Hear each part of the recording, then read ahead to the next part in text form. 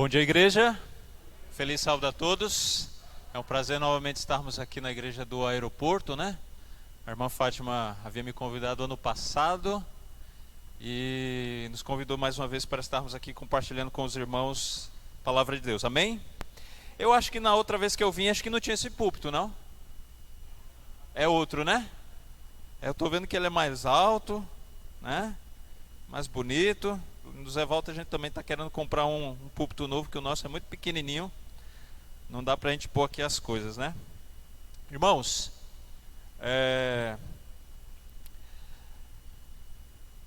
ultimamente eu tenho me preocupado com umas situações que têm acontecido com a minha vida e com a vida da minha família e da igreja também. E uma das coisas que me preocupa é que às vezes a gente vem à igreja e a gente pensa que vai assistir o culto, né? Ou a escola sabatina. Mas deixa eu dar um aviso para você aqui, em nome de Deus. Nós não viemos à igreja para assistir culto. A gente vem à igreja para prestar culto. E um dia desse um camarada fez na internet uma reflexão, eu achei muito interessante. Por que os cultos estão tão mortos na igreja? Aí tem irmãos, Deus dete, pastor, tão morto o culto. E o fundo, irmãos, lá no fundo é porque às vezes a gente vem assistir culto. Quando você vem só assistir culto, pode ser aquele espetáculo, mas você chega em casa, passou. Agora quando você vem prestar culto, você entra adorador e sai mais adorador para a vida de fora. Que você possa estar aqui hoje para prestar culto a Deus. Amém? Abra sua Bíblia no livro de Apocalipse. Apocalipse capítulo 7. Eu não sei se você reparou bem aí no hino que nós cantamos, inicial. Eu gosto muito desse hino, irmãos. E eu quero aqui fazer de público aqui, eu não esqueci o nome do irmão que cantou. Como é que é seu nome? Robson, muito bem, parabéns pela boa música, uma música inspiradora, uma música que nos faz pensar sobre nós pecador e Deus Salvador. E essa é a mensagem de Deus para nós. Você é pecador, mas eu sou seu Salvador. Amém? Parabéns nos dias tão complicados que nós vivemos também nesse aspecto de adoração na música, né? Porque a música é só um pouquinho de adoração na vida do cristão, mas a gente tem que viver um estilo total de adoração. Irmãos, aí no hino diz assim, dá-me a Bíblia, dela eu preciso, pois do pecado há de me livrar, suas palavras têm poder e alento, que minha alma podem renovar. Você acredita nisso? Você acredita nisso? Que a Bíblia fala de um Deus poderoso, de um ser pecador que sou eu, mas que na palavra de Deus a Bíblia tem poder e alento. Sabe por que eu digo isso, irmãos? Tenho pregado isso no início do culto, porque muitos de nós temos esquecido e não lido mais a Bíblia. E aí por isso que a nossa vida é fraca espiritual. Então eu quero que você hoje entenda isso, que esse autor escreveu aqui. Por isso que os hinos do inário, irmãos, não devem ser tirados da igreja. Pelo contrário, devemos cantar mais ainda. Olha que mensagem. Dá-me a Bíblia, que ela seja meu guia. Tem gente fazendo do BBB o guia. Tem gente fazendo do Faustão na Band o guia. E tem se esquecido que o guia para a salvação é a Bíblia. Dá-me a Bíblia, que meu guia seja por toda a vida meu caminho e luz, como diz o Salmo. Seus bons ensinos sejam sempre o astro que me conduza para o pé da... Nós temos colocado os filhos, irmãos, nas melhores escolas às vezes, no Farias Brito, no 7 de setembro, no Cristo. Queremos que eles sejam bons engenheiros, bons astrofísicos, bons médicos, e tem levado esses meninos para onde? Para o mundo e para a perdição. Tome cuidado. O astro, os ensinos estão aqui para levar não para a faculdade melhor do Brasil, Harvard, mas para levar o seu filho para o céu. Não que ele não possa ir para o UFC, não que ele não possa deixar de ir para Harvard, não, vá, Deus deu inteligência, mas para que use esses dons para a glória dele, para apressar a volta dele, para que um bom médico faça com o que fizeram há alguns anos atrás, tirou 60 dias e foi fazer um serviço missionário Durante 60 noites pregou, só um se batizou. Que pobreza, que fracasso. Sabe quem foi esse que um se batizou? Esse garotinho de 13 anos? Pastor Arilton de Oliveira. Um médico há mais de 40 anos fez lá 60 noites, só um garotinho. Nunca duvide do poder de Deus, amém? Abra sua Bíblia aí, já abriu Apocalipse capítulo 7. Nós vamos ler aqui o verso 1 até o 3, diz assim. Antes vamos orar. Senhor Deus, agradecemos pela tua imensa bondade e a tua fidelidade, cuidado, misericórdia, tantas coisas boas. Louvado sejas a ti.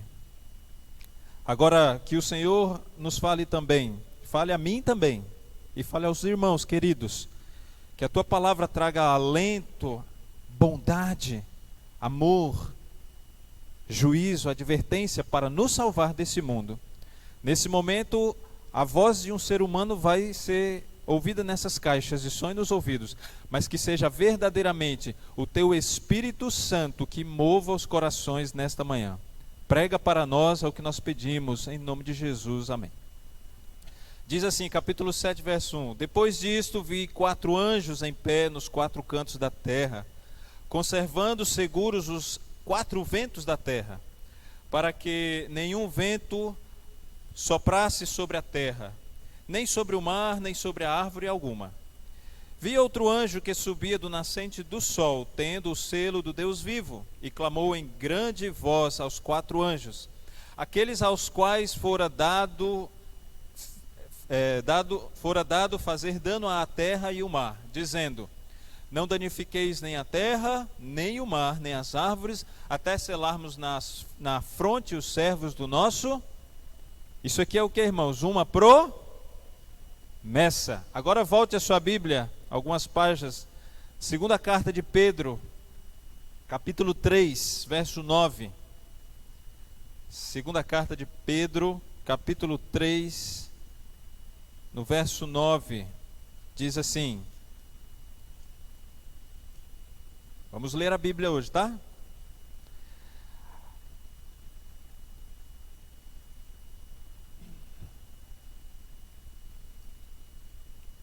Peraí, acho que não é segundo, acho que é primeiro, perdão.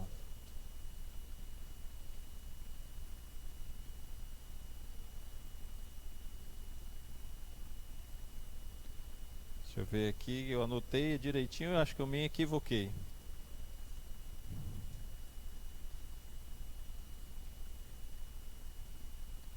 Segundo Pedro... perdão, é isso mesmo, segundo Pedro 3,9, que eu estava olhando 8, aí minha vista já não está boa, irmãos, precisando de óculos. Não retarda, diz lá, não retarda o Senhor a sua, como alguns a julgam demorada, pelo contrário, Ele é longânimo para convosco, não querendo que nenhum pereça, senão que todos cheguem ao arrependimento. Irmãos, quando Deus faz uma promessa, Deus faz essa promessa e Deus sempre vai cumprir a sua promessa, sempre. Deus nunca deixou de cumprir uma promessa sua. Todas as promessas que Deus fez, Ele cumpriu. E Deus nunca cancelou, nunca deixou uma promessa sua sem ser cumprida. Às vezes o que acontece é que Deus, Ele retarda, Ele posterga o tempo do cumprimento da promessa. E por que isso? Por que às vezes Deus posterga, adia o adiamento, faz adiar a sua promessa? É isso que nós vamos estudar hoje, irmãos. Agora abra a sua Bíblia lá no livro de Deuteronômio. Esses versos iniciais foram apenas para introduzir. Deuteronômio, nosso 5º livro da Bíblia, né? Lá em Deuteronômio nós vamos encontrar algo muito importante, que é o tema do nosso assunto, do nosso estudo. Deuteronômio capítulo 1, nós vamos aqui, irmãos, ver a paciência, a bondade, a misericórdia, a longanimidade de Deus para com o ser humano. Aqui nós vamos ver que Moisés estava falando ao povo, Deus pediu para que Moisés falasse ao povo ali o que tinha acontecido 40 anos antes, que ele relembrasse. E ali Moisés está fazendo uma recapitulação. E nós estudamos inclusive o livro de Deuteronômio no trimestre, no ano passado, né? E você sabe, Deuteronômio, essa palavra significa o quê? Repetição. Deuteronômio significa repetição. Então é uma repetição sobre tudo que aconteceu desde o Êxodo, né? Desde o Êxodo. Vamos ler a partir do verso 19 do capítulo 1 até o verso 33. Vamos ler a Bíblia, irmãos. Preste atenção na narrativa. Então partimos de Horebe e caminhamos por todo aquele grande e terrível deserto que vistes, pelo caminho da região montanhosa dos amorreus, como o Senhor nosso Deus nos ordenara, e chegamos a Cádiz Barneia. Então eu vos disse: tende chegado à região montanhosa dos amorreus, que o Senhor nosso Deus nos dá. Eis que o Senhor teu Deus te colocou esta terra diante de ti. Sobe, possuía, como te falou o Senhor, Deus de teus pais. Não temas e não te assustes. Esse é o primeiro ponto que nós vamos destacar desse texto, verso 21. Continuando. Então todos vós vos chegastes a mim e dissestes: mandemos homens adiante de nós, para que nos espiem a terra e nos digam por que caminho devemos subir e a que cidades devemos ir. Isto me pareceu bem, de maneira que tomei dentre vós 12 homens, de cada tribo um homem, e foram-se e subiram à região montanhosa, e espiando a terra viram até o vale de Escol, e tomaram do fruto da terra nas mãos, e nolo trouxeram, e nos informaram dizendo: é terra boa, que nos dá o Senhor nosso Deus. Verso 26. E aqui a segunda parte nós vamos frisar: porém vós não quisestes subir, mas fostes rebeldes à ordem do Senhor vosso Deus. Murmurastes nas vossas tendas e dissestes: tem o Senhor contra nós ódio, por isso nos tirou da terra do Egito para nos entregar nas mãos dos amorreus e destruir-nos. Para onde subiremos? Nossos irmãos fizeram com que se derretesse o nosso coração, dizendo: maior e mais alto do que nós é este povo. As cidades são grandes e fortificadas até aos céus. Também vimos ali os filhos dos anaquins, os gigantes. Então eu vos disse: não vos espanteis, nem os temais. O Senhor vosso Deus, que vai adiante de vós, ele pelejará por vós, segundo tudo o que nos fez, tudo o que fez conosco diante de vossos olhos no Egito, como também no deserto, onde vistes que o Senhor vosso Deus nele vos levou, como um homem leva a seu filho, por todo o caminho pelo qual andaste, até chegardes a este lugar. Mas nem por isso cresces no Senhor vosso Deus, que foi adiante de vós por todo o caminho, para vos procurar o lugar onde deveríeis acampar, de noite no fogo, para vos mostrar o caminho por onde havíeis de andar, e de dia na nuvem. Louvado seja Deus pela sua palavra, amém? Foi um texto longo, irmãos, mas é um texto muito interessante esse texto. Moisés está dizendo, relatando, reprisando aqui diante da terra prometida, em Cádiz Barneia.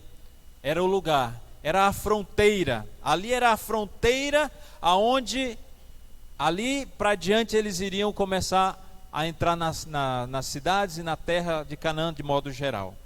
Agora, irmãos, uma coisa interessante, uma das mais belas e mais fortes, uma das verdades mais bonitas e às vezes incompreensíveis da Bíblia.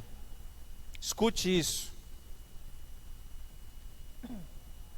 Quando você, quando eu, quando nós pecamos, quando você peca, quando nós erramos, nós sofremos as consequências do nosso pecado, sim ou não? Sim. Que a palavra de Deus, que o salário do pecado é a morte. Todos que pecam sofrem consequências do seu pecado. Agora, dentro desta realidade, a coisa mais bonita, irmãos, é que Deus não abandona. Deus nunca te abandonou quando você pecou. Nunca. Talvez a gente esqueça, mas Deus não esquece. Quando eu falho no projeto de Deus, quando você escorrega no projeto de Deus, do caminho de Deus, quando você foge, quando eu fujo, quando eu tropeço, quando você tropeça, Deus não tropeça, Deus não foge. Deus não nos livra das consequências do nosso pecado. Deus não te livra da consequência do teu pecado. Mas sabe o que Ele faz? Ele fica contigo dentro das consequências do seu pecado. Isso é uma verdade bíblica, irmãos. Imagine se toda vez que você pecar, Deus deixasse de perseverar por você. Imagina, toda vez que você pecar, Deus dissesse assim: não vou perseverar, não vou atrás. Quantos estariam salvos? Nenhum. Moisés estava perto de partir, ele sabia que ia morrer. Ele não iria entrar na terra. E Deus diz assim: Moisés, antes de você não entrar na terra, você vai relembrar o povo. E aí ele faz aqui uma recapitulação. Aonde é que está isso aqui que nós lemos aqui em Deuteronômio? Está lá em Números capítulo 13. Anote aí para você lá na sua casa estudar. Capítulo 13 vai falar exatamente disso aqui que Moisés agora reprisou, que ele relembrou. O povo vagueou pelo deserto e agora chegou na fronteira da terra. Irmãos, o povo tinha visto lá no Egito as pragas. Deus livrou eles, mas os egípcios sofreram. Eles viram o mar se abrir quando já estavam no caminho do deserto. Eles não tinham o que comer porque era deserto, não dava para fazer agricultura. Deus alimentou eles durante 40 anos. Deus fez todas as intervenções possíveis. Deus fez tudo. Mas quando chegaram na fronteira para entrar na terra, os líderes chegaram para Moisés e disseram: Moisés, vamos dar uma espiadinha primeiro na terra?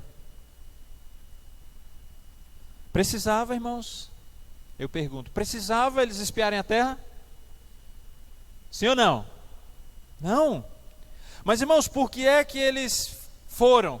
E agora para nós, por que é que às vezes quando Deus faz promessas para nós, nós queremos conferir com Deus, nós queremos perguntar a Deus: mas Senhor, vai dar certo mesmo? Será que o que o Senhor está me prometendo, eu posso confiar? Irmãos, nós não somos diferentes daquele povo. Nós às vezes também perguntamos a Deus: será que vai dar certo essa promessa? Deus falou: eu vou fazer desse jeito. E Deus fez. Mas mesmo assim, quando chegaram ali, Cádiz Barneia, eles duvidaram de Deus. Sabe o que isso mostra para Deus, irmãos, do comportamento humano? Naquele momento aquele povo estava ofendendo a Deus. Porque nós vimos lá em Apocalipse, nós vimos aqui em Pedro, e a Bíblia é um conjunto que ela se complementa. Deus nunca deixou de cumprir uma promessa. E Ele tinha prometido a terra.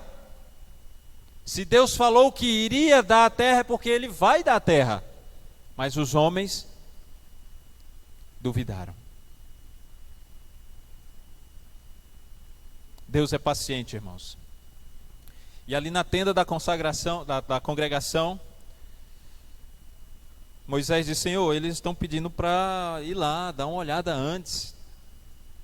Misericordiosamente, longanimamente, Deus disse: tudo bem, não precisa. Não precisa. Mas tudo bem, deixa eles irem, Moisés. E aí, se você for lá em Números capítulo 13, você vai ver que de cada tribo, desde Rubem, Simeão, tem o nome de cada um deles. Por isso que é importante, irmãos. Às vezes a gente olha para a Bíblia e diz: nossa, esse negócio de genealogia de Gênesis aqui, aí lá de Jesus, para que isso na Bíblia? Fulano, pai de tanto, que nasceu tanto. Sabe por que é importante, irmãos? Porque a Bíblia às vezes nos mostra que os homens são poderosos em Deus, mas também são fracos quando Deus quer fazê-los fortes. E cada um daqueles 12 tem lá o nome. Na verdade não foram 12, a gente fala 12, mas não foram 12, foram 13. Porque 12 foram das tribos e Josué ainda foi escolhido por Moisés, então foram 13. Não foram só 12, leia lá que você vai ver que são 13, se você não sabia. E ali naquele momento eles vão, um príncipe de cada tribo. 40 dias eles passaram na terra. Irmãos, hoje Israel é o mesmo lugar lá. Israel, o país de Israel hoje, que está lá hoje, ele tem aproximadamente 370 quilômetros de comprimento e 150 de largura. É um país pequeno, é mais ou menos do tamanho do estado do Acre. Temos aqui uma representante do estado do Acre aqui, que foi convidada a estar aqui com a gente, com a sua família. É pequenininho, irmãos. Pequeno. Essa era toda a terra que Deus havia prometido para eles. E eles olharam lá durante aqueles 40 dias os vales bem férteis. Eles trouxeram, a Bíblia diz que eles trouxeram o fruto, um cacho de uva, irmãos. 2 homens para carregar. Imagina o tamanho de cada uva, devia ser o tamanho de uma maçã assim. Você vê um cachinho de uva ali no açaí, né, quando você vai no mercado assim. Mas a Bíblia diz que 2 homens para carregar. Minha mãe já não aguenta carregar muita coisa quando a gente vai no mercado. Aí eu deixo só assim o couve, a folha, na sacolinha para ela carregar, que é leve. Mas os pesados eu carrego. Agora imagine, para carregar um cacho, 2 homens. A terra era boa, não era, irmãos? Era muito fértil, né? Um potencial incrível. E aí eles voltaram. E em vez de fixarem o olhar, o relatório para Deus, aqueles homens, 11 daqueles homens, fizeram um relatório negativo. E eles fizeram exatamente aquilo que Satanás faz comigo e com você. Esse negócio de igreja não dá certo. Você está começando a vida, indo para a faculdade, vai estudar, vai ganhar dinheiro, vai viver a vida. Você já terminou a faculdade, agora tem que começar uma empresa sua. Negócio de ser funcionário, você vai ter que montar a sua empresa, você tem que crescer. Você esquece negócio de igreja. Irmão, Satanás tirou o foco de Deus e colocou no gigante. E aqueles 11 disseram um relatório negativo, péssimo. Só 2. Não, para. Que é isso? Vocês não viram lá no Egito? Eu estava lá, vocês não estavam não, é? Deus, as pragas, o mar vermelho, a comida durante esse tempo todo, o fogo que protegia a gente do frio, a coluna que protegia durante o dia do calor. Vocês não viram nada disso? Nosso Deus vai nos dar a terra. Mas o povo ouviu os 11, silenciou os 2. Silenciaram os 2. E é isso que Satanás faz conosco também, irmãos. O diabo sempre quer que você olhe para o lado escuro, e Deus quer que você olhe para a luz. E aqui fica uma primeira reflexão para nós, irmãos. Cuidado. Cuidado para onde você está colocando o seu olhar. Para onde você está depositando a sua fé. Aonde você está depositando a sua esperança. A Bíblia já diz, aonde está o teu tesouro, aí está o teu coração. Jesus disse, no mundo passareis por aflições, mas não olhe para as aflições, olhe para mim, tem de bom ânimo, olhe para mim, Jesus disse. O povo volta. A terra é boa. Claro que era boa. Deus já tinha falado que era boa lá atrás. Já tinha falado até para Abraão. Mas, no português, né, quando a gente estuda na língua portuguesa, o mas é uma adversativa. Não sei se tem um professor de português aqui, quem está aí na escola que estudou isso aí. O mas é uma adversativa. Então, é boa, mas, todavia tem um problema. Irmão, isso aqui é interessante. Quando nós mesmo dizemos temos problemas. A igreja tem problema. Não vou na igreja porque tem problema com o irmão A, com o irmão B. A igreja tem problema porque a igreja não tem ar-condicionado que funciona, tem que ligar esses troços aí que faz barulho aí, e não está funcionando o ar-condicionado. Eu cheguei, os irmãos estavam ali, não sei o que deu aí deu problema. Aí o irmão, tô com calor e vou embora, não consigo ficar na igreja com calor. A igreja tem problema. Eu acho engraçado, irmãos, é interessante que Uma pergunta para nós refletirmos: aonde que começaram os problemas? Aonde? Aonde começaram os problemas? Qual foi o primeiro problema? Foi no Jardim do Éden? Não, não foi. Alguém disse, foi também, mas não foi ali. Foi no Isaías 14 e Ezequiel 28 falam: eu subirei acima das mais altas nuvens e colocarei ali o meu trono. Serei semelhante ao Altíssimo. Irmãos, lá no céu um anjo criado por Deus, um anjo Lúcifer, um anjo que não tinha por si, mas ele tinha recebido luz, toda a glória, toda a majestade de Deus. Ele refletia essa majestade, ele não possuía por ele mesmo, ele recebeu isso de Deus. Mas ele queria ser Deus. A luz que emanava de Deus, a glória que vinha de Deus, ele queria para si. E aí nós começamos a entender o grande problema do pecado, que é o egoísmo. Eu quero tomar o lugar de Deus, eu quero ter não só a luz, eu quero ter toda a glória de Deus. Ele pensou assim: eu quero ter toda a glória de Deus. Deus teve um problema no céu, irmãos. Deus teve um problema com a terça parte dos anjos. Eu não trouxe aqui, mas no livro Grande Conflito, na página 549, a Sarah White diz que por um longo tempo, Deus teve paciência e misericórdia de Lúcifer, tentando convencê-lo, demovê-lo para voltar à adoração, mas ele não quis e teve que sair do céu. Irmãos, quando você temos problemas, quando você tem problema na sua família, você pensa no céu, você pensa em Deus que teve um problema maior?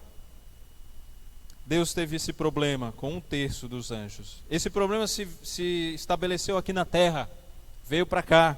Deus teve problemas com Adão e Eva.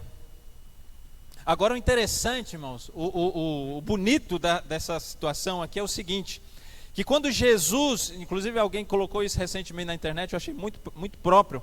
Quando Jesus, porque foi Jesus, e aqui um adendo, não sei se falei no outro culto, mas saiba disso.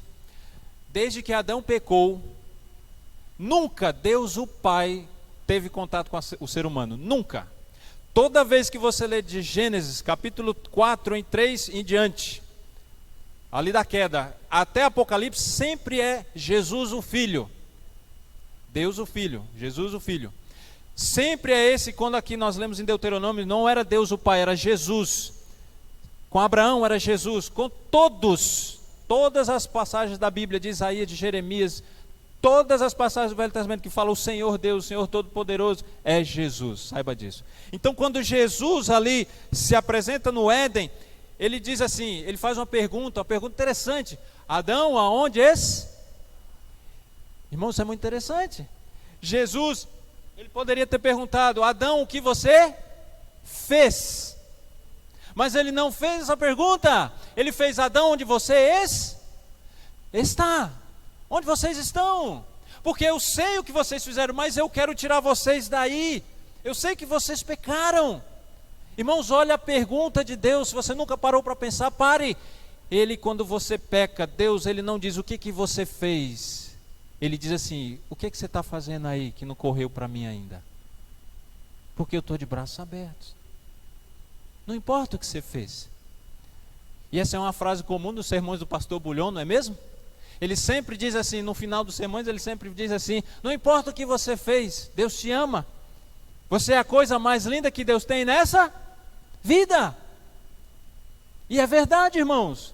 Quando Adão pecou, ele não perguntou o que você fez, por que você fez. Ele perguntou onde você está. Aí você para assim: e Deus não sabia? É claro.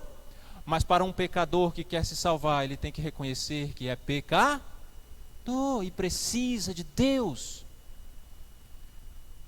Deus disse: aonde vocês estão?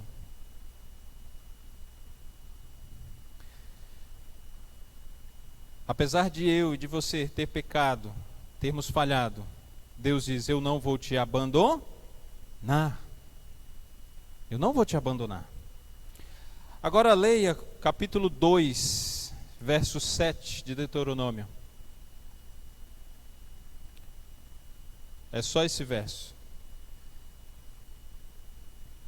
Pois o Senhor teu Deus te abençoou em toda a obra das tuas mãos. Ele sabe que andas por este grande deserto. Estes 40 anos o Senhor teu Deus esteve o quê? Contigo. Coisa nenhuma te faltou. Você fechou a Bíblia aí? Foi? Não é para fechar não, deixa aberto aí. Esse ventilador que está atrapalhando a minha folha da minha Bíblia aqui. Vou segurar com o celular. Irmãos, nos 40 anos que eles passaram, a Bíblia diz que Deus esteve com eles, nada faltou a eles. Agora vejam, os 12 ali voltam antes e dizem para ele: olha, é muito bom, Moisés, mas verso 21, né, que nós lemos, tem um problema. Qual é o problema? Verso 21. Eis que o Senhor teu Deus te colocou nesta terra diante de ti. Sobe, possuía, como falou o Senhor, Deus de teus pais. Não temas e não te assustes. Deus sabia que tinha gigantes, irmãos. Claro que Deus sabia. Eles sabiam? Não, eles não sabiam. Mas Deus sabia. Mas Deus disse assim: vai, possui a terra. Não tenha medo, não te assuste. Por que Deus falou isso, irmãos? Porque Deus é Deus, Ele conhece o fim desde o começo, desde o princípio. Mas para aqueles que recebem a promessa, os que recebem a promessa, a questão não é perguntar a Deus se vai dar certo. A questão é: eu tenho fé no que Deus colocou na promessa dEle para mim? Eu creio, eu recebo, eu tomo posse da bênção, eu tomo posse da promessa. Inclusive essa expressão tem sido muito comentada, né? É muito falada em alguns cultos de alguns irmãos de outras nossas denominações. Eles falam muito isso: tome posse da promessa, tome posse da promessa. E eles não estão errados, irmãos. Às vezes é o contexto só que está errado. Mas o termo está certo. Deus faz promessa, Ele quer que você tome posse, pegue a promessa e viva a promessa. Não é para ficar só na esperança. Aí você vai dizer assim: mas Abraão... Bom, aí a gente vai chegar numa parte interessante. Quando Deus disse para eles ali: vão, subam. Deus não quer não quer que você, irmãos, apenas ouça a palavra dele. Deus não quer, vou repetir, Deus não quer que você apenas ouça a sua palavra. Deus quer que você obedeça a sua palavra.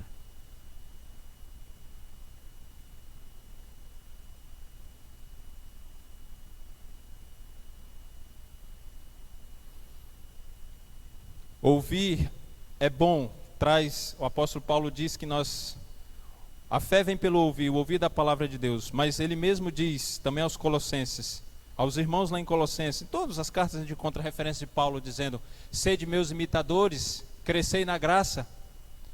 Só ouvir não é suficiente, é preciso se aperfeiçoar, tomar posse, viver a bênção, viver a promessa. A pergunta que nesse momento nós podemos nos fazer é: será que você e eu temos nos apegado às promessas de Deus? Tem alguma coisa na minha vida e na sua vida que Deus tem dito assim: creia, confie, tenha fé, mas por alguma coisa a gente...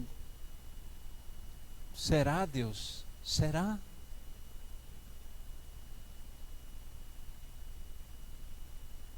Subam, vão lá na terra. Abraão, um dia, antes chamava-se Abrão. Abrão, sai da tenda, vai olhar, viu as estrelas, é isso aí que vai ser a quantidade de povo que vai sair de ti. Deus fez uma promessa a Abraão. Eu pergunto a você: a promessa para Abraão foi cumprida? Sim ou não? Sim ou não, irmãos? Mas ele não viu o povo. Como é que se cumpriu a promessa? Sabe como se cumpriu? Quando Deus disse para ele: agora que você já tem Isaac, vai lá e mata Isaac. O que foi que ele fez, irmãos? Ele fugiu da promessa, da ordem, ele foi lá sacrificar. Agora, na hora de matar, segura aí, você é meu servo, você confia na promessa. Mesmo nas horas difíceis das provas, é aqui que está o cumprimento da promessa, irmãos. Não basta nós acharmos que a vida tem que ser boa a vida toda para nós dizermos, Deus prometeu e está bom. É na hora da dúvida, na hora da desconfiança, na hora da Covid, na hora da morte, na hora do desemprego. É aí que Deus diz para você, Deus diz para mim, confie em mim. Creia. Davi, moço, pastoreando ovelhas. Você vai lá, Samuel, unge ele, vai ser rei. Desde o momento que ele ungiu até ser rei, você sabe quantos anos demorou? Quase 13 anos. A promessa se cumpriu ou não, irmãos? Deus prometeu, se cumpriu. Todas as pessoas que receberam a promessa de Deus, Deus cumpriu a sua promessa. Todos, sem exceção. Agora no verso 26. Deuteronômio 1.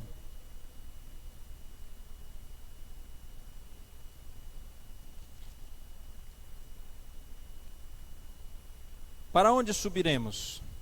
Aquelas pessoas do povo lá perguntaram. Nossos irmãos fizeram com que se derretessem o nosso coração. Aqui é o povo, né? Todo o povo falando. Os 11 ali disseram muita coisa e derreteu o coração. Esse povo é muito grande. Cidades são fortificadas até os céus, ou seja, muralhas. E nós vimos ali os gigantes. Irmãos, por mais impressionante que seja, por mais triste que às vezes seja, nós temos que entender uma coisa: milhões de seres humanos, milhões, talvez bilhão, não sei quantos, mas milhões de seres humanos não vão para o céu. E por que não vão para o céu, essas milhões de pessoas? Sabe por quê? Porque não quiseste subir. Eles perguntaram, para onde nós vamos subir? Não dá não, porque tem muito gigante, tem muita dificuldade, a terra é boa, mas tem muito problema, Moisés. Nós não vamos subir. Sabe por que muitas pessoas, como muitos daqueles do povo de Deus, não vão estar no céu mesmo, e nem os que vivem hoje ainda? Porque eles não querem subir, não querem ir para o céu. Não querem, é simples assim. Deus não pode levar para o céu, irmão, pessoas que não querem. Mas você podia dizer, mas Jesus não morreu, a gente vê na Bíblia, Jesus não morreu por todos. Sim, Jesus morreu por todos, mas esses todos não vão estar no céu. Por quê? Porque não querem, é simples. Imagina, um alcoólatra, um bêbado, ele chega no céu, aí ele pergunta assim para o anjo que está ali de pé, bonitão, com a coroa, batendo a asa, bonitão assim, fazendo um ventinho para nós. Aí o bêbado chega lá e fala assim, ô amigão, onde é que é o boteco aqui? Aí ele fala assim, não tem boteco aqui não, filho. O viciado em droga chega lá, ele já viu as luzes do mundo, quando chegou lá no céu e viu aquele esplendor, o ouro brilhando, a safira, o rubi e tal, fala, nossa, isso aqui é sem droga, já vejo isso aqui, agora imagina com droga. Ei, vem cá, salva aqui Moisés, qual é, onde é que tem um puxadinho aqui, uma cracolândia aqui, onde é que tem a droga aqui? O anjo de Moisés vai dizer para ele, não tem não, filho. O pornográfico, o imoral, onde é que tem um... Não tem. Sabe por quê? O céu tem que ter um peso de alegria, de glória. Mas para essas pessoas, ele não vai ter, vai ser um peso de terror. Por isso que eles não vão querer estar no céu. Porque eles não querem deixar, abandonar os pecados. Não querem. Não querem abandonar. Há uns anos atrás, lá em São Paulo, uma das coisas que eu mais gosto de fazer na igreja, não sei se eu falei da última vez que eu vim aqui, é dar estudo bíblico. 2h30 eu tenho um estudo bíblico e 4h30 eu tenho outro. E vou começar um outro na semana que vem. Adoro dar estudo bíblico, irmãos. Fortalece a minha fé. Eu vejo as pessoas conhecendo a Deus e se entregando. Prego, às vezes canto, visito. Mas o que eu gosto mais é dar estudo bíblico, irmãos. Não para converter ninguém, porque não é a gente que converte, é o Espírito Santo. Mas nós temos que nos envolver na missão, nós temos que nos desgastar para Cristo. E aí, uma esposa de um pastor deu um estudo bíblico por 2 anos para um camarada. Isso já faz muito tempo, uns 12, 13 anos mais ou menos. Camarada de posse, uma pessoa de de nome na sociedade, pelo menos ali na sua cidade, tinha boas condições financeiras, tudo de bom. Não passava nenhum tipo de necessidade extrema. 2 anos recebendo estudo bíblico. Ao final dos 2 anos, seu esposo, pastor, falou assim: meu bem, vá lá fazer uma visita a ele, porque ele tem uma dificuldade, ele é alcoólatra. E aí o pastor foi lá. E aí chegou lá, falou com ele, falou assim: amigo, Deus é bom, Deus é maravilhoso. Falou do amor de Deus rapidamente. Você tem recebido a palavra de Deus, o estudo da palavra de Deus, mas você tem uma dificuldade. Perdão, desculpe. Você não tem um erro, você não tem um problema, você tem um pecado. Às vezes, irmãos, a gente tem medo de falar para as pessoas, até da nossa casa e da nossa igreja. A gente fala assim: ah, você tem um problema. Não, irmão, você não tem problema. Nós temos que ser sinceros. Nós temos que chegar para as pessoas com amor e com bondade, dizer assim: irmão, você não tem um problema, você tem um P, e com o pecado você não vai para o céu. Eu te amo, eu vim te alertar aqui, eu posso te ajudar. Vou orar com você, vou vir aqui fazer um assado, que você, o médico disse que você está muito ruim, né? Colesterol alto e tal, muita carne, muita fritura, muito isso. Deus não quer isso para o seu... Não, irmãos, não é. É porque Deus não te fez para comer essas coisas, irmãos. Você está entendendo? Deus não te fez para encher o teu fígado de bebida alcoólica, nem o seu sangue de gordura. Eu sei que é uma luta sua, não quero entrar em polêmica. Mas Deus está dizendo para você: há quanto tempo? Há 1 ano, 6 meses, 5 anos, para outros 10 anos, 15 anos. Larga disso. Não faz bem à sua saúde. Você está deixando de ter um sangue puro para entender as mensagens de Deus e sair para pregar. Deus está te chamando para ter uma vida saudável. Vai tomar sol. Eu tomo sol quase todo dia, irmãos. 15 minutos, cara, 1 hora da tarde eu estou tomando sol. Aí eu mando para algumas pessoas, está aqui uma pessoa que tem recebido. Falou: você é doido? O cara falou: o sol 1 hora dessa. Eu falei: meu amigo, vamos estudar. Prova vitamina D, Deus colocou aqui. Não colocou o hormônio, mas precisa do sol. Aí tem gente que vai se entupir nas caixas de remédio. Deus deu sol, irmão. É 8 minutos só. Para uns é 5. 5 de frente, 5 de costas, todo dia, tá bom. Você vai desenvolver, e quando você for no médico daqui a 3, 4 meses, vai: o que aconteceu? Tomou remédio? Não, tomei sol. Deus, remédio. Deus manda você tomar água? Não, toma Coca-Cola. Suquinho industrializado. Deus não quer isso para você, irmãos. A igreja não te obriga, não é regra, mas é Deus que está dizendo: eu quero te salvar para você ter uma saúde melhor, para você caminhar. Sobe numa escada num prédio, o elevador quebrou, tem que subir 4 andares, está morrendo. Temos que ter atenção, irmãos. Deus está nos chamando para uma vida boa. Deus estava chamando o povo: conquistem a terra. Muito difícil. Problema lá, Moisés. Aquele moço estava lá, o pastor estava lá com ele. Arrependa-se. Você está com um problema sério. Isso foi no mês de abril, quando ele fez a visita. Os médicos falaram: se ele não fizer o transplante, ele morre. Tinham conseguido um fígado de uma pessoa que tinha morrido, bom, saudável. Olha, vão fazer em você o transplante, mas abandone o pecado da bebida. Te afasta de Deus. Eu entendi tudo, pastor. Entendi tudo. Mas não quero deixar a bebida. Não vou largar. E sabe, irmãos, é nessas horas que nós temos que falar umas verdades bem diretas. E você nem eu não tenha medo. Não tenha. Porque nós precisamos ajudar pessoas a salvar. O pastor olhou para ele e falou assim: ó, você vai morrer nos seus pecados e você não vai para o céu, você vai queimar no inferno. No inferno no sentido de morte eterna. Ele disse para ele. Não causou nenhum efeito nele. Ele disse: eu sei, mas eu quero beber. Eu vou morrer bebendo. No mês de junho fizeram o transplante. Deram um fígado bom para aquele homem. Em novembro, o pastor estava fazendo o funeral dele. Sabe por quê? Porque ele não quis largar a bebida, não quis largar o pecado.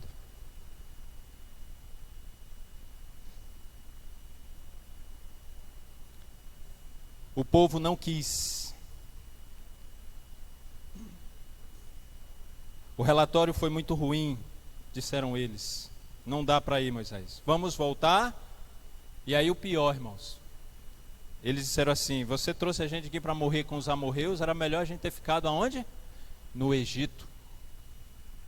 Mas Deus já tinha eliminado todas as possibilidades, já tinha aberto o mar, não ia abrir de novo o mar para eles passarem. Não. Deus tinha feito tudo, todas as condições para eles entrarem na terra e não voltarem para o Egito, mas eles disseram: nós queremos voltar. Você está entendendo aqui, irmão? O que a Bíblia está dizendo para você hoje? Por isso que eu gosto daquele hino e falo de novo: dá a minha Bíblia, ela nos dá poder, nos dá alento. E sabe, irmãos, naquele momento, Deus se virou para Moisés e disse assim: Moisés, esse povo está rebelde demais, fiz tudo, eles não querem, eu vou aniquilar todos eles, e eu vou fazer de você uma nova nação, daqui por diante, começar do zero. Aí, irmãos, veja o que é o homem de Deus. Ele se vira para Deus e fala assim: Deus, todo respeito, o Senhor é Deus, faz isso não, mata não, é o teu povo. O que é que os outros vão falar de ti? Nós estamos aqui na fronteira, os povos estão ali, eles estão sabendo que nós estamos vindo. Se o Senhor destruir aqui, o que eles vão pensar do Senhor? Faz isso não, Deus. Já pensou, irmãos, um ser humano repreendendo a Deus? Corajoso, não? Não, não foi essa coragem. Foi um pedido de clemência, que Moisés ali intercedia pelo seu povo, pelo povo de Deus.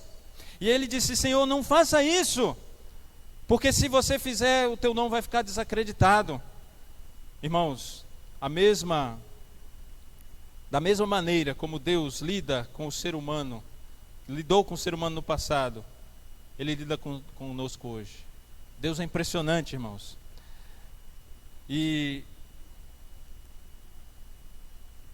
é interessante que quando Moisés disse isso para Deus: não faz isso, Deus. Deus teve misericórdia. Moisés talvez lembrou naquele momento, irmãos, algo assim: Senhor, o Senhor lembra quando eu saí do Egito?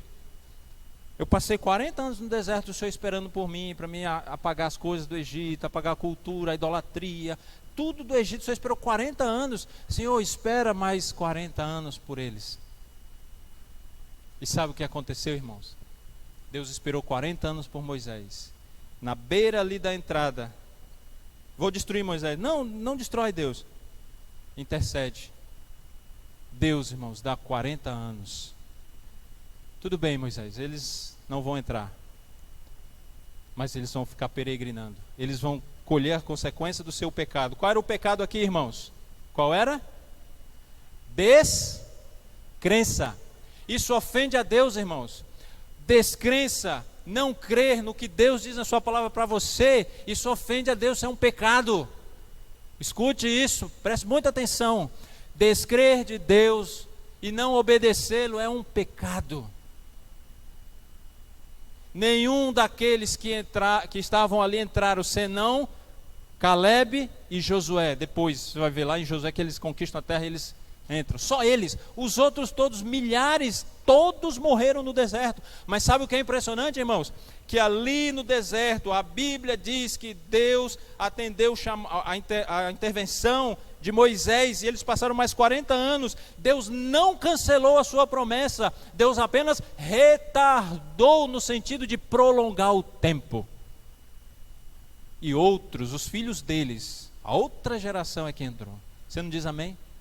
Pela bondade de Deus. Irmãos, Deus podia ter fulminado Lúcifer. Lúcifer, terra, Adão, e aqui 2021, assalto. Minha irmã sofreu um assalto segunda-feira. Estava em casa trabalhando, estou em home office, terminou o culto que a gente faz junto lá. Tem uma reuniãozinha depois do grupo. E aí aqueles gritos desesperados de mulher: ai, ai, mãe, mãe. Eu saí correndo. Ela falou que levaram a minha bolsa. Eu saí correndo na avenida ali na perimetral, ali onde eu moro, perto da academia, tentando achar os camaradas. Ó. Eu até os caras de moto, eu a pé. Como é que vai achar? Mas correndo. Quando veio uma viatura do raio: moço, um assalto aqui. Não, já pegamos, está bem ali e tal. É uma bolsa mesmo, está aqui a bolsa, filho. Calmou. Aflições, irmãos. Aflições. Aquele povo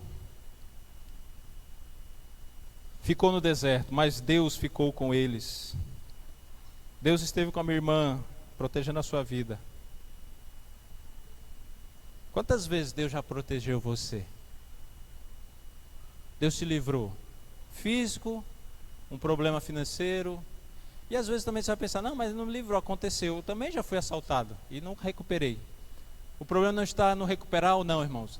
Está na crença de que, embora o pecado nos tenha infectado, ele não pode fazer uma separação definitiva de Deus, porque Deus tem um antídoto, que é a nova Jerusalém, o novo céu, a nova terra. Você não diz amém? Está fraco seu amém, hein? Quer ir para o céu não, irmão? Misericórdia. Teu gás acabou aí? Tem gente que aqui é bem simples que eu conheço.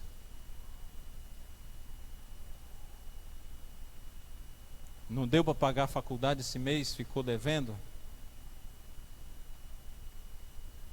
Não vendeu o que tinha que vender? O que você está esperando? Só a terra ou você quer a pátria eterna? Era isso que aquele povo não entendeu, irmãos. Sabe, Deus caminhou, mesmo no pecado do povo, Deus caminhou com eles no deserto. O verso 26 diz, nunca lhe faltou nada. Você entende o que Deus está dizendo? Rebelião, Moisés, mas sabe, não vou tirar as consequências do pecado dele. Qual foi a consequência do pecado daquele povo? Não crer em Deus e eles não entraram na terra, e a consequência foi ficar no deserto, sem cidade, vagueando, sem proteção, sem agricultura. Eles sofreram porque descreram.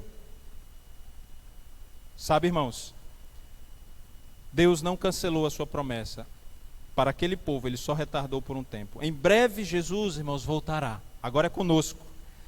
E Deus não cancelou, como nós lemos ali em Pedro, Deus não cancelou a sua promessa, ele apenas retardou o tempo, adiou o tempo. Por quê? Porque Deus é longânimo, diz Pedro, para que nenhum se perca. Deus está alongando o tempo da sua vida. Você que essa semana ficou na internet e ficou vendo coisas que Deus diz assim, filho, isso vai te maltratar o cérebro, a masturbação, vai afetar os seus neurônios. Você não sabe disso? Leia. Você está traindo a sua esposa, você que não tem se alimentado direito, você que não tem guardado o sábado direito. Isso não é regra por regra, irmãos, é regra de amor. É porque Deus te ama, por isso que Ele deu os mandamentos. O salmista Davi diz que assim, eu amo os teus templos. Lá no Salmo 119 tem uma série de coisas que ele fala, eu amo a tua lei. Por quê? Porque a lei salva, a lei guarda, a lei protege. São João 14:15, Jesus diz, se você me amar, você vai guardar os meus? Por ordem, porque eu sou general, tenho que fazer o que eu quero. Não é porque eu te amo, porque se você for comer o que tem por aí, você vai ficar doente e vai morrer logo. Se você sair fazendo sexo com qualquer pessoa, você vai morrer logo. Os nãos de Deus, irmãos, é uma bênção, não é maldição. Jesus vai voltar, irmãos. A promessa dele é para nós. Por isso que ele está alongando o tempo. Aquele povo rebelde, diz a Bíblia, vocês ficarão no deserto, mas eu vou ficar com vocês. E 40 anos Deus ficou com eles. Irmão, já passou do tempo de Jesus ter voltado. Era para você, era para mim, era para os seus filhos estarem no céu. E por que você faz a pergunta, por que eu não estou no céu, Deus Dede? Eu deixo a resposta com você e o Espírito Santo. Mas a palavra de Deus, irmãos, não caduca, não caducou. O tempo está chegando. O Senhor, teu Deus, te deu tudo. Mas Deus, eu ainda não tenho tudo. Não tenho faculdade. Já tenho, mas não tenho mestrado. Já tenho, mas não tenho pós-doutorado. E o que você tem feito com o mestrado, com o pós-doutorado? Um dia desse lá na minha igreja, faz um tempo, eu ia pregar no domingo. Isso não é crítica, irmãos, é apenas uma constatação.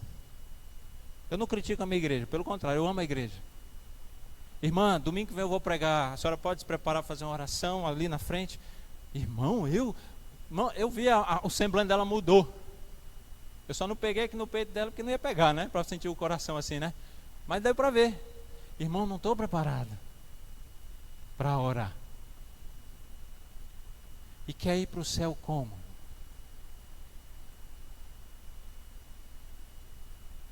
Repito, não é uma crítica, é uma observação. Sou o melhor da faculdade, o melhor no doutorado, mas tenho usado os meus dons para Deus? Como esse médico que eu falei no começo do culto, tira 60 noites, podia estar ganhando dinheiro. Vou fazer evangelismo, batizou um, louvado seja Deus. E através desse um, outros milhares. Irmãos, o que é que tem faltado para você? Aqui no verso 26, Deuteronômio diz, nada faltou para você, você teve tudo no deserto, porque eu estava com você lá. É por isso que não faltou, porque se Deus tivesse saído do deserto, eles tinham perdido tudo, não tinham nada, tinham morrido logo. Deus protegeu eles, irmãos. E eu pergunto para você, eu pergunto para mim, o que é que tem faltado para você? Eu quero trocar aquela minha moto 125 por uma Suzuki 1.200 cilindradas. Vai trabalhar quanto? Vai gastar quanto dinheiro? Quanto tempo fora de casa? Quanto tempo longe do culto? Quanto tempo longe da esposa? Para um sonho terreno? Não, porque eu quero entrar no MAN. Vai com a 125 que você tem, no MAN mesmo. Mas não abandona o culto, não abandona, e Deus vai te abençoando. E se você não chegar na 1.200 da Suzuki, ou no Corolla híbrido, que vai sair, que está aí com 150 mil, não se preocupe, ande no seu Fiat Palio mesmo, porque não é para cá, irmãos, é para o céu que Deus quer te levar. Não coloque a sua intenção, não coloque o seu tesouro no céu.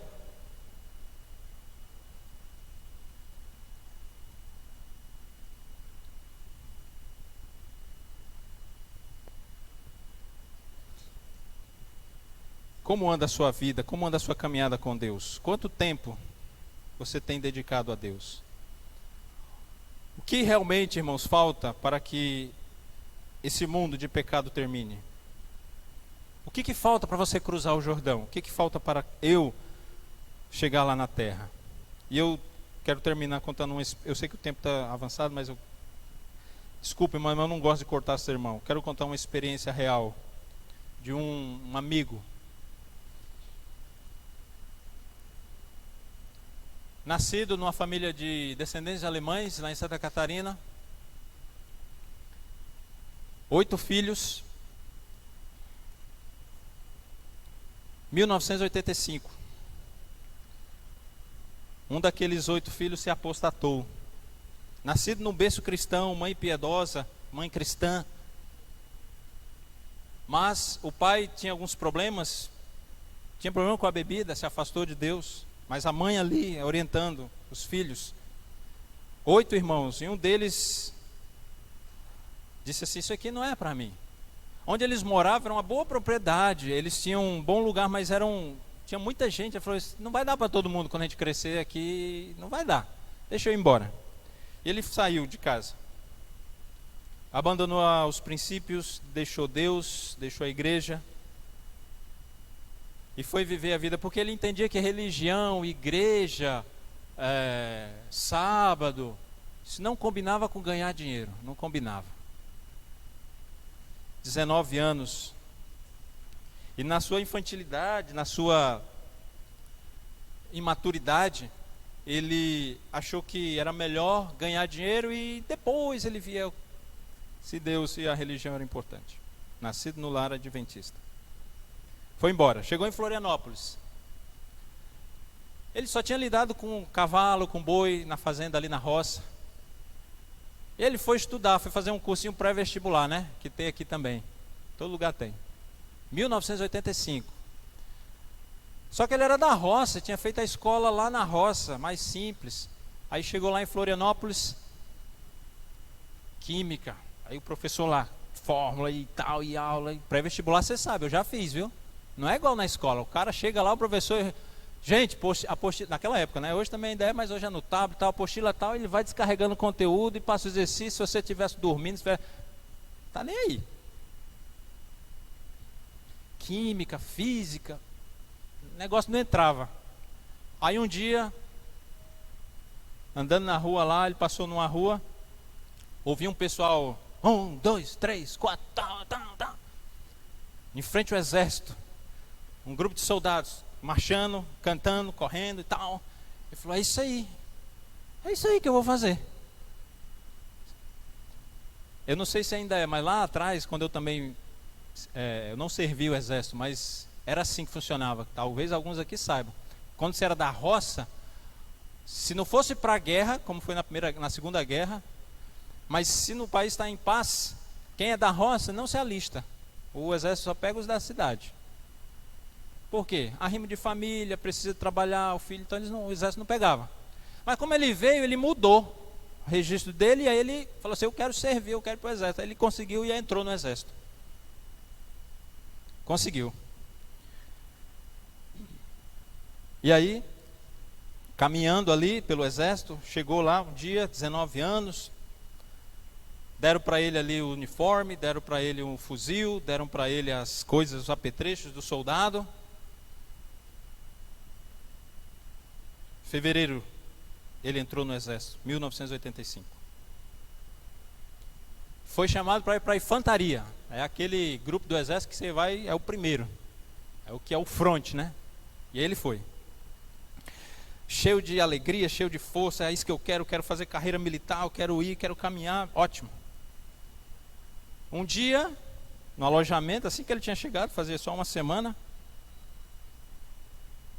ele lá, ajeitando as coisas dele, aí um camarada passou a cidade dele e falou assim, quer dizer, cantou, oh, que esperança vibra em nosso ser. Ué, um adventista aqui? O colega dele do alojamento era adventista. Interessante, né? E aí o colega dele, depois, descobriu que ele também era adventista. Só que ele era adventista, né? Ele fumava escondido, ele bebia os traguinhos dele escondido, fazia tudo escondido. Mas o colega descobriu que ele era adventista. Ô, Gilson, rapaz, se é adventista também sou, então vamos servir junto aqui ao exército e a Deus, né? Vamos.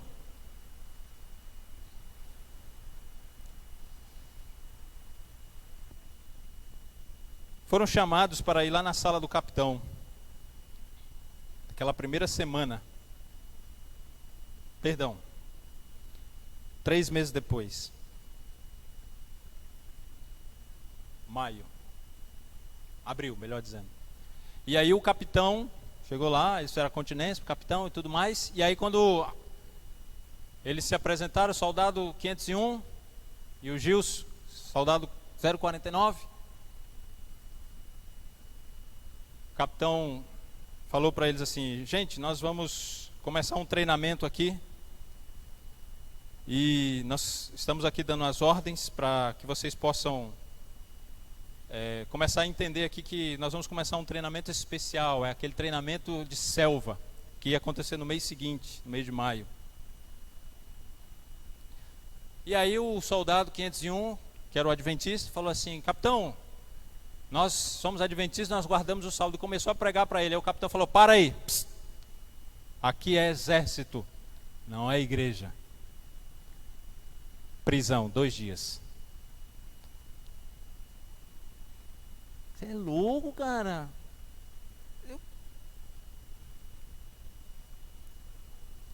Chegou o mês de maio, eles foram para um acampamento. Eu nunca tive no exército, mas já vi assim, algumas coisas assim que a gente vê por aí. Quem é que já foi do exército? O irmão já foi, então já sabe disso aí que eu vou falar. É da infantaria. Irmãos, eles estavam numa região lá de Santa Catarina, uma reserva que o exército tem, a Forças Armadas tem no Brasil inteiro, né? E aí era um lugar muito úmido, muito frio, muito gelado. Já estava chegando, era maio, mas já estava perto do inverno, né, lá no sul, e a região já era fria por si só, é muito frio, um lugar que tem muita mata, muita água, é gelado. E aí eles foram, e aí eles ficaram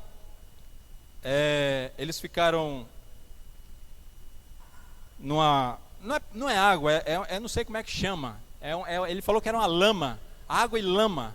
Aí eles entraram e ficaram com a água por aqui, essa lama, esse lodo. Aí o capitão deu a ordem, se escondam. O que tinha que fazer? Quando volta, aí volta aquela coisa, né? Toda melecada, né? E começou o treinamento. Ele disse depois, o Gilson, que ele passou 3 dias sem comer, sem beber, sem tomar banho, com os coturnos molhados, encharcados. O irmão já usou coturno, né? Bota que vem até aqui, imagine passar 3 dias. Ele teve um sério problema nos pés, fungos, e ele teve que fazer 2 cirurgias, uma em cada pé. Você vê que não é moleza, né? Quarta, quinta, sexta e sábado era o treinamento. E aí eles estavam ali. E aí, enquanto eles estavam naquela movimentação toda,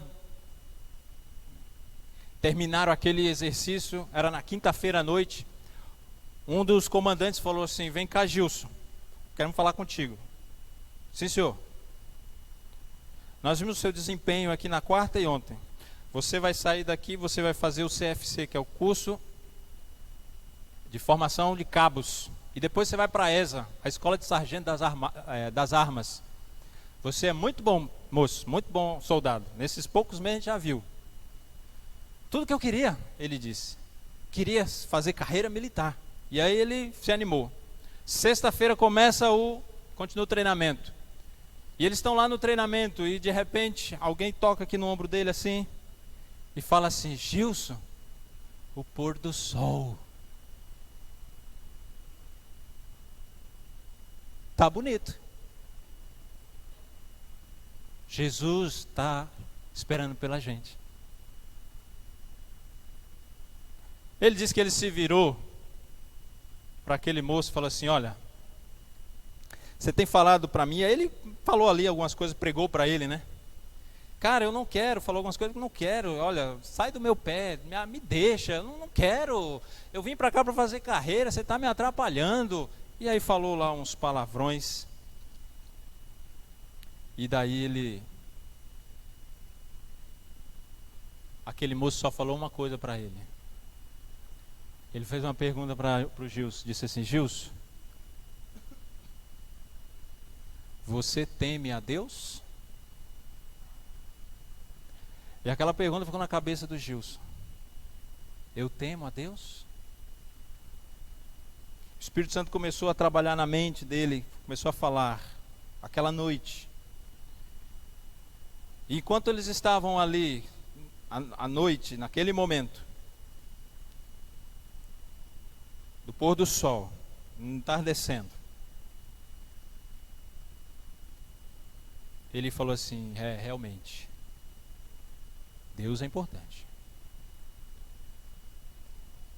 Saíram, já estava escurecendo, pôr do sol escurecendo, eles saíram do treinamento e foram para a barraca dele. Depois do treinamento, já bem de noite, era mais ou menos umas 11 horas da noite, vamos fazer a contagem das companhias. Companhia tal, fileira, companhia tal, e na fileira aqui do 049, que era do Gilson, uma vaga. Opa! Na outra companhia do 501, chamada, opa! Está faltando 2. E aí foram atrás e acharam os 2, descobriram. Irmãos, o militarismo não perdoa. Fizeram ali um tribunal com os comandantes que estavam, era uma autoridade. Por que vocês fugiram? E aí o soldado 501, o adventista fiel, disse assim: porque é sábado e sábado é do Senhor. E o comandante falou: calha a boca. Não tem esse negócio de Deus nem de sábado aqui. Tem que servir o exército. Deve ter ainda, né, irmão? Como é que chama lá? O termo de insubordinação. E o capitão que estava ali leu o termo de insubordinação. Todo aquele que no exército, na marinha aeronáutica, nas forças armadas é insubordinado a alguma coisa das forças, naquela época, não sei se mudou, mas naquela época você era preso, você não podia ter nenhum cargo público, seja professor da escola municipal, seja zelador, seja da município, do estado ou federal, muito menos. Você não podia prestar concurso nas universidades federais, você não podia um monte de coisa. Por quê? Porque o seu ato de insubordinação em não servir o seu país era uma desonra. Irmãos, o exército, as forças armadas não brincam com isso, eles levam muito a sério. Não pode. Se for e assinar o termo, seu nome fica na lista negra para sempre. Aí ele chamou o 09, que era o Gilson. Gilson, você ouviu, você vai assinar o termo? E ele falou para o capitão: capitão, eu vim para o exército para servir o país. Eu vim para o exército não para descumprir regras. Eu vim para o exército para que dar bom nome à minha família, bom exemplo. Eu vou continuar minha vida.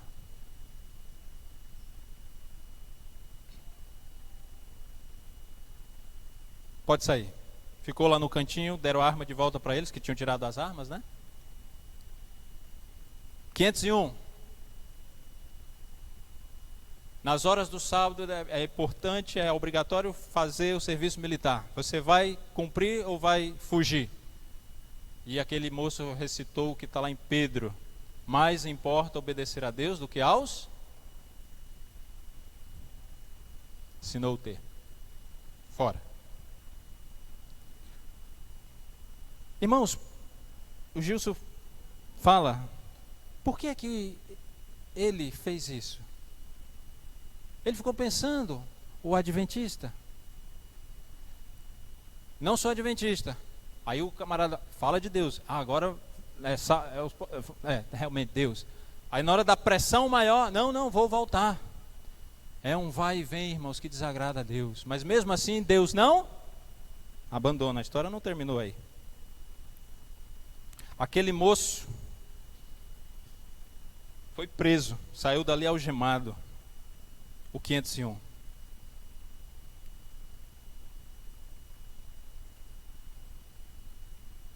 Ele não assinou o termo, mas o ato em si fez com que o exército tirasse dele a possibilidade de continuar a carreira. Transferiram ele da infantaria e ele foi ser motorista do coronel. De soldado, de ser um dos melhores da turma, com promoção à vista, fazer curso de sargento, de cabo de sargento, se tornar oficial rapidinho, 3, 4 anos, vai ser motorista de oficial, ou do coronel. E aí, ele todo dia levava uma maçã para o coronel, achando que ia fazer um... E o coronel devolvia a ele. O outro colega ficou 25 dias preso. Depois foi solto. O Gilson, ele saiu do exército. Foi fazer faculdade, entrou na Federal de Santa Catarina. Depois conseguiu um trabalho no banco. E o Gilson, depois, naquela vida longe de Deus, percebeu uma coisa. Ficou doente.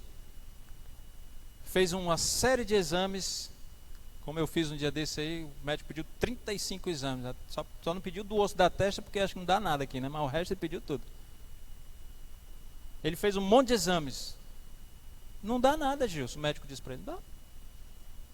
Ele saiu do consultório médico ali em frente à praia, em Florianópolis, se ajoelhou na areia e disse: Senhor, não tenho doença, eu tenho um pecado. Ali ele se arrependeu, voltou para a igreja. Em 1987, eles estavam numa igreja, o Gilson, o 501 e o capitão, que deu a ordem: vai assinar ou não vai? Ele não assinou, o outro assinou. Os três na igreja. Interessante que os três foram dados a oportunidade da palavra, os três pregaram ali um sermão de 15 minutos cada um. O 501, o soldado 501, o adventista fiel, pregou um sermão sobre Saulo, que era o capitão lá no exército, que perseguiu, que se tornou Paulo. O capitão pregou, Gilson pregou um sermão sobre Estevão, o mártir, que foi o 501 que sofreu a penalidade por Cristo. E o capitão pregou um sermão sobre Pedro, que negou Jesus, que foi o Gilson. Ele saiu, abandonou a faculdade, abandonou o emprego, pediu licença, o gerente ficou maluco. Você é um bom funcionário, o que você está fazendo, rapaz? Vai jogar a sua carreira fora do banco. Foi para a escola e entrou lá em 88, no antigo IAE. O pastor sabe, você se formou lá? Eu cheguei lá, ainda era IAE, em 93. Estava saindo do IAE para o NASP. E ele foi lá, estudou, passou um ano na comportagem. Foi o ano mais feliz, ele diz, da vida dele. Mas ele conta essa história. E ele conta essa história dizendo assim, sabe uma coisa? Eu não entendo. Eu não queria Deus. Eu não queria ser adventista. Eu não queria seguir os princípios. Eu não queria ter essa vida. E Deus me fez um pastor. E hoje ele é um pastor. Sabe o que isso prova, irmãos? Quando você e eu pecamos, as consequências do pecado não são retiradas.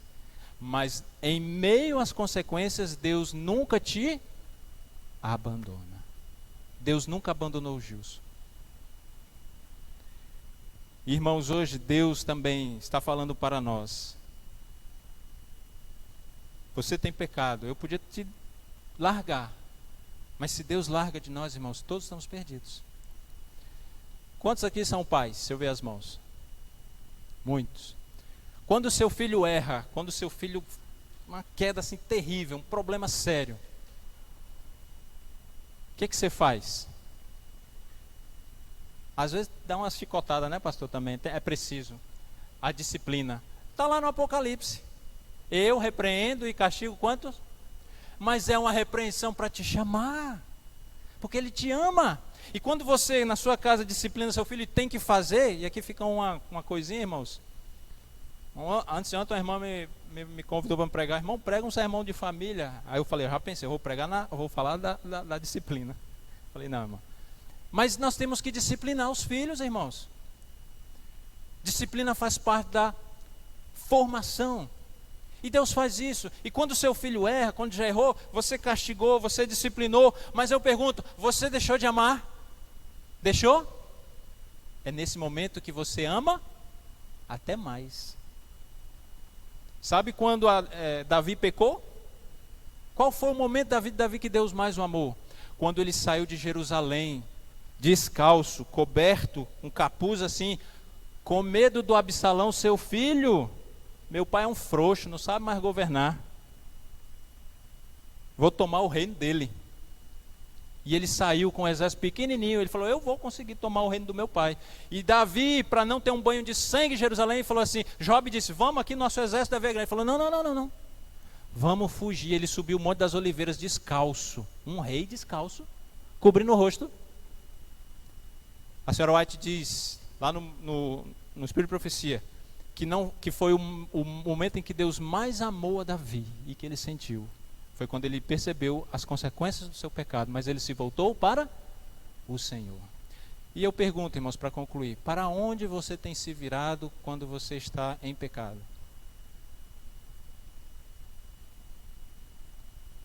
Deuteronômio 1:26 diz que nunca faltou nada para aquele povo. Tem faltado para você?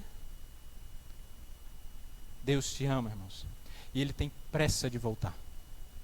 Por isso que Ele precisa de você ativo, mesmo pecador ativo. O Espírito de Profecia diz que, a senhora diz que nós precisamos, os membros da igreja têm que estar ativos, prontos e prontidão para entrar, para fazer qualquer trabalho. Membros vivos, ela diz.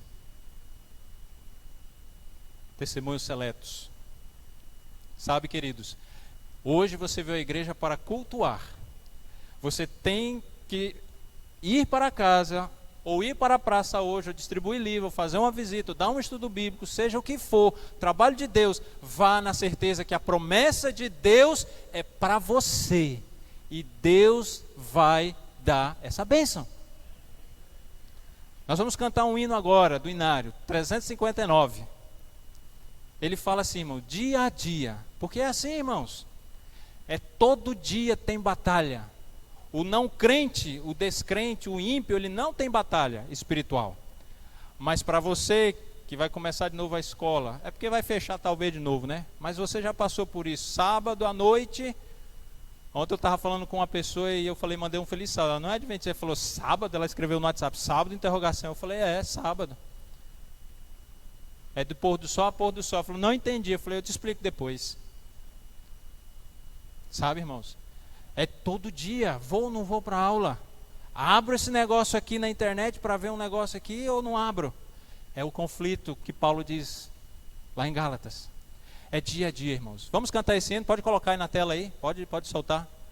Deus está te chamando para você largar, porque Jerusalém, a nova cidade já está aí, irmãos. E nós precisamos dessa força do Pai, ok? Você vai dizer, é um hino muito lento, muito calmo, mas olha a verdade, irmãos, olha a beleza dessa letra, olha que esperança. Cante com esperança, não cante assim não, dia a dia em todo. Cante assim, ó, dia a dia, bem forte, porque é a sua vida, é a sua jornada espiritual até o céu. Vamos cantar. Dia a dia em todos os momentos, força encontro em lutas ou na dor, pois de Deus recebo sempre alento. Que razão terei eu pra temor? Deus é bom e sabe compassivo, cada dia dá-me o que é melhor. Uma dor e logo lenitivo, luta e paz eu sinto em derredor. Cada dia Deus está bem perto e conselhos dele posso obter. Segurança e auxílio em tempo certo me concede pelo seu poder. Com carinho Deus protege e guia, qual zeloso Pai os filhos seus. Dar-te-ei poder a cada dia, é a certeza que Ele ofereceu. Quero, ó Deus, em cada sofrimento confiar em teu cuidado e amor, e com fé eu permaneça atento às promessas tuas, meu Senhor.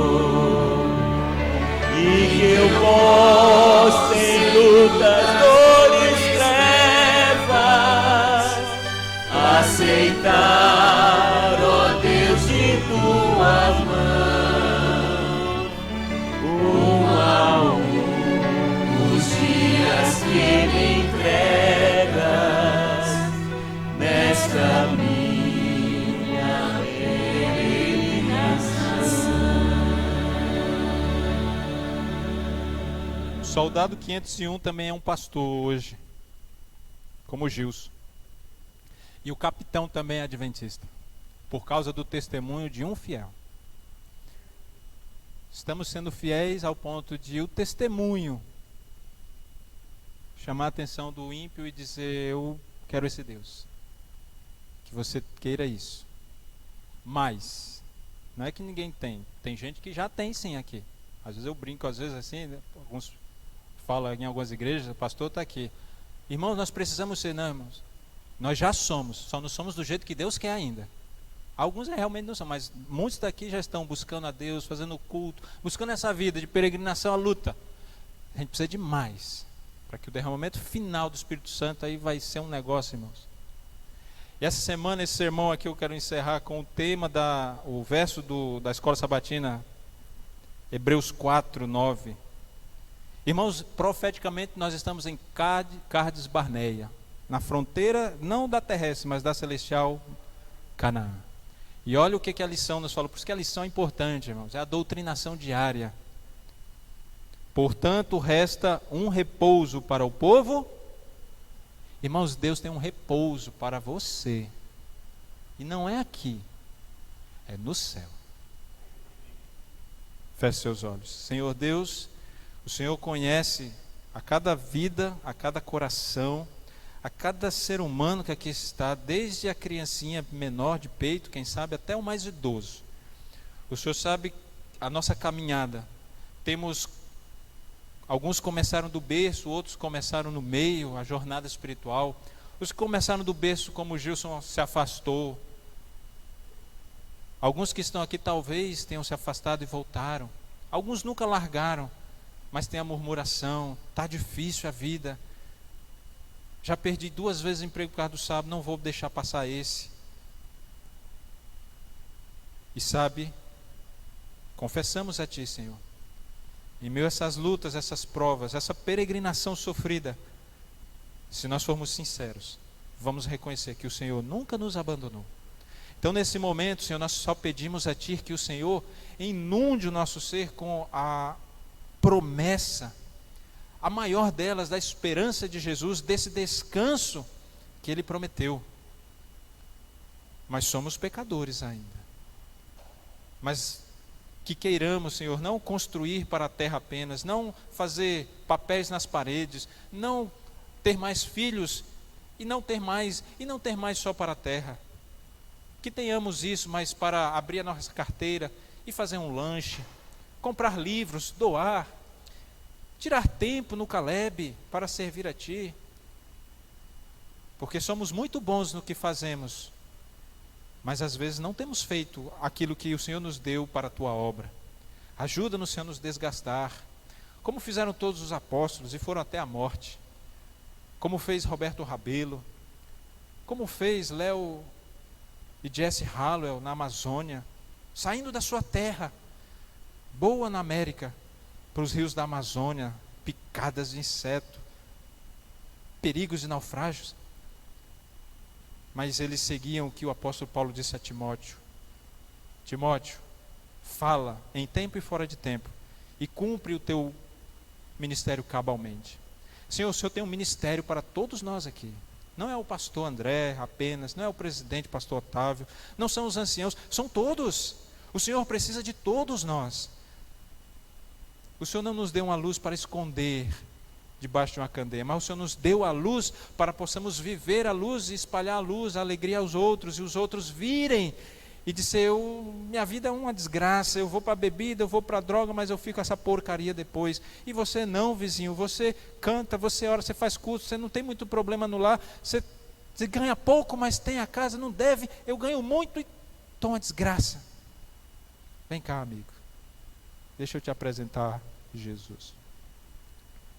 Possamos ser todos assim, e que o espírito de serviço e de bondade, de amor, possa ser ampliado em nós, para que nessa caminhada, no aperfeiçoamento em Jesus, nós vamos um dia vê-lo vivos ou ressuscitados e subirmos para esse descanso. Abençoa esta igreja, esta liderança local, o seu pastorado, os seus líderes e todos, para que alcancem uma vida de santificação hoje, porque daqui uns dias, eis o noivo. Estou com lâmpada, estou com azeite, estou com o Espírito Santo, meu guarda-roupa, minha mesa, meu computador está santificado, Senhor, para Ti. E em nome de Jesus pedimos essas bênçãos para este povo do aeroporto, em nome de Jesus, amém.